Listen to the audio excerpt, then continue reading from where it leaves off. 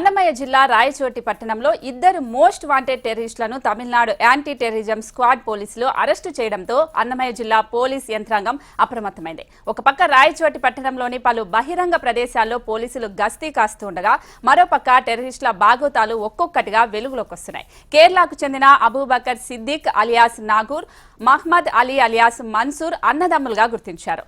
అన్న నాగూర్ గాలివీడుకు చెందిన యువతిని వివాహం చేసుకోగా తప్పుడు మన్సూర్ సుండుపల్లికి చెందిన మహిళను వివాహం చేసుకున్నారు. అయితే అన్న అబూబకర్ సిద్దిక్ అలియాస్ నాగూర్ రాయచోటి పట్టణంలోని Kothapalli Urdu ZP high school ఎదురుగా ఉండే ఒక ఇంటిని అద్దెకు తీసుకుని ఒక కిరాణా దుకాణం ఏర్పాటు చేసుకుని అక్కడి నుంచి కార్యకలాపాలు సాగించేవాడు. తమ్ముడు మహ్మద్ అలీ అలియాస్ మన్సూర్ మహబూబ్ బాషా వీధిలో ఒక ఇంటిని అద్దెకు తీసుకుని అక్కడ బట్టల షాప్ ఏర్పాటు చేసుకుని అక్కడి నుంచే ఉగ్ర కార్యకలాపాలు సాగించేవారు. అన్న ఒక చోట తమ్ముడు మరో చోట నివాసం ఉంటూ కొన్ని ఏళ్లుగా ఉగ్ర కార్యకలాపాలు సాగిస్తున్నట్లు యాంటీ టెర్రరిస్ట్ స్క్వాడ్ గుర్తించింది. ఈ క్రమంలో తమిళనాడు యాంటీ టెర్రరిజం స్క్వాడ్ ఇద్దరు టెర్రరిస్టులను అరెస్టు చేసి తమిళనాడుకు తరలిస్తూ ఉన్న విషయం వెలుగులోకి వచ్చింది. అయితే ఉగ్రవాదుల ఫోన్ ట్యాపింగ్ ఆధారంగా యాంటీ టెర్రరిస్ట్ స్క్వాడ్ ముమ్మరంగా దర్యాప్తు చేపట్టారు. ఈ ఉగ్రవాదులు నివాసం ఉన్న ఇండ్ల దగ్గర పోలీసులు పహారా కాస్తూ ఉండగా వారి కుటుంబ సభ్యులను, వీరి ఇండ్లను అద్దెకిచ్చిన యజమానులను పోలీసులు అదుపులోకి తీసుకుని రహస్య ప్రాంతాల్లో విచారిస్తున్నారు. వారి నివాసంలో పోలీసులు తనిఖీలు చేసి పలు పుస్తకాలను కూడా స్వాధీనం చేసుకున్నట్లు తెలుస్తుంది. ఉగ్రవాదులు ఎక్కువగా సుండుపల్లి, గాలివీడు ప్రాంతాల్లో సంచరిస్తూ ఉన్నట్లుగా తేలింది. అయితే తాను ఉంటున్న ఇంటిపై రెండో అంతస్తు నిర్మాణం చేపట్టాలని ఇంటి యాజమానికి అబూబకర్ సిద్దిక్ అలియాస్ నాగూర్ భారీ మొత్తంలో నగదు ముట్ట చెప్పినట్లుగా తెలుస్తోంది. ఇద్దరు టెర్రరిస్టులు రాయచోటి పట్టణంలో కొందరికి ఉగ్ర కార్యకలాపాలపై శిక్షణ ఇచ్చినట్టుగా రాయచోటి ప్రాంతంలో జోరుగా ప్రచారం సాగుతోంది. అయితే జిల్లా కేంద్రమైన రాయచోటిలో ఉగ్ర కార్యకలాపాలు సాగుతున్నాయన్న అనుమానంతో పట్టణ ప్రజలు తీవ్ర భయాందోళనకు గురవుతున్నారు.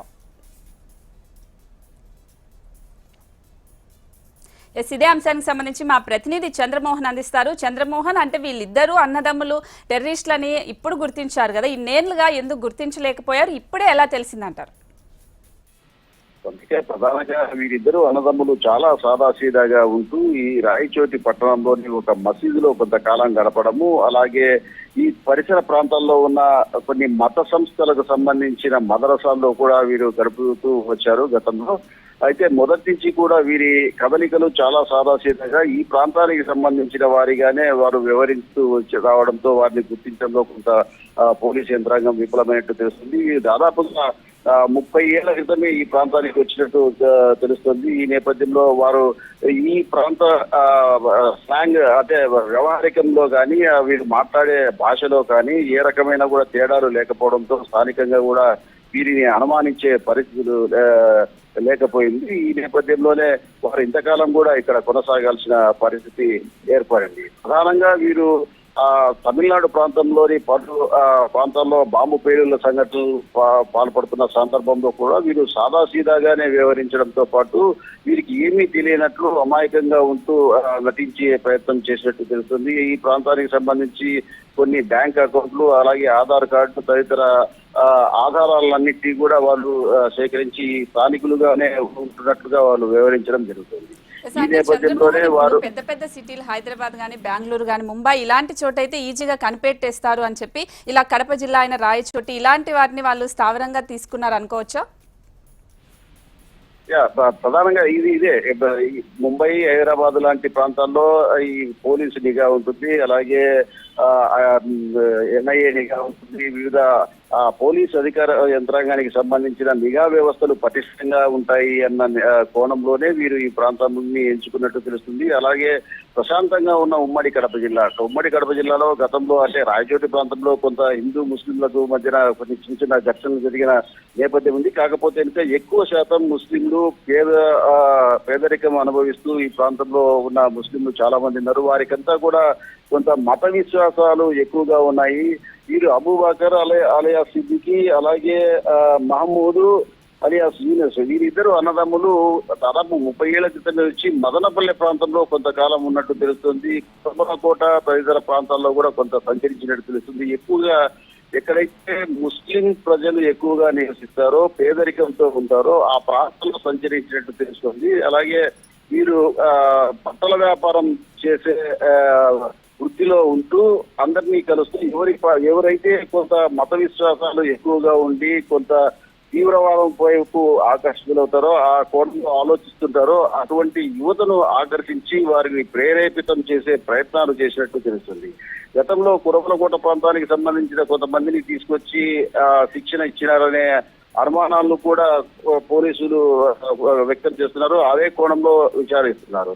ఈ ప్రాంతంలో అంటే రాయచోటి పట్టణంలోని పలు మదరసాల్లో అలాగే మసీదుల్లో ఎక్కడెక్కడ వీరు ఎక్కువగా కాలం గడిపేవారు, వ్యాపారం నిమిత్తము చుట్టుపక్కల గ్రామాలకు వెళ్ళినప్పుడు ఎవరెవరితో ఎక్కువగా సంభాషించేవారు, ఎవరెవరితో వీళ్ళు సన్నిహితంగా మెలిగేవారు అన్న కోణంలో కూడా స్థానికంగా ఉంటున్న పోలీసులు విచారణ చేస్తున్నారు. ఇంకా ఈ నేపథ్యంలోనే కొత్తపల్లి ప్రాంతంలో సిద్దికి ఉంటున్న ఇంటి లో కొంత ఆర్డీఎక్స్ పేలుడు పదార్థాన్ని కూడా పోలీసులు స్వాధీనం చేసుకున్నట్టు తెలుస్తుంది. అలాగే పైపు బాంబులకు సంబంధించి కొంత మెటీరియల్ ను కూడా పోలీసులు స్వాధీనం చేసుకున్నట్టు తెలుస్తుంది. మన్సూర్ మహమూద్ అలీ ఇంట్లో కొంత టెక్నికల్ కు సంబంధించి కొంత ఎలక్ట్రానిక్ పరికరాలకు సంబంధించి పేలుడు పదార్థాలకు ఉపయోగించి ఎలక్ట్రానిక్ పరికరాలను కూడా సేకరించినట్టు తెలుస్తుంది. వీటన్నింటినీ కూడా ఈ రోజు సాయంకాలం 4 గంటలకు కర్నూలు రేంజ్ డిఐజీ కోయ ప్రవీణ్ రాయచోటికి వచ్చి అక్కడ ప్రెస్ మీట్ నిర్వహించి పూర్తి వివరాలు వెల్లడించే